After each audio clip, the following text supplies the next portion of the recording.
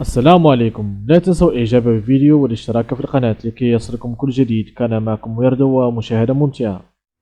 ظهر اليوتيوبر ثوكدين بقوة في مونديال قطر، حيث سقط في حب الجمهور المغربي، وكذلك انصدم من قوة المنتخب الوطني المغربي في كل مواجهة ضد فرق كبرى.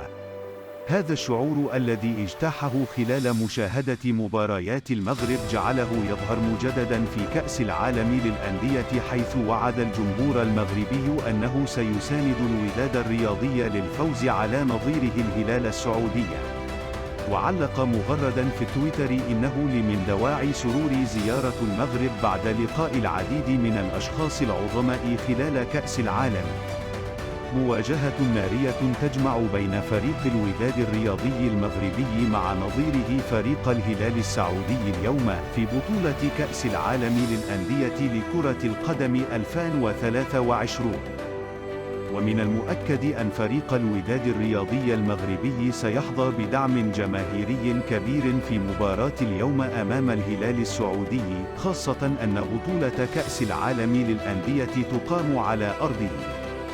ومن جانبه، يدخل فريق الهلال السعودي مباراة اليوم وهو يعلم جيدا صعوبتها بسبب الدعم الجماهيري لفريق الوداد، إلا أنه يتسلح بتوفقه في المباريات السابقة التي جمعته بفريق الوداد.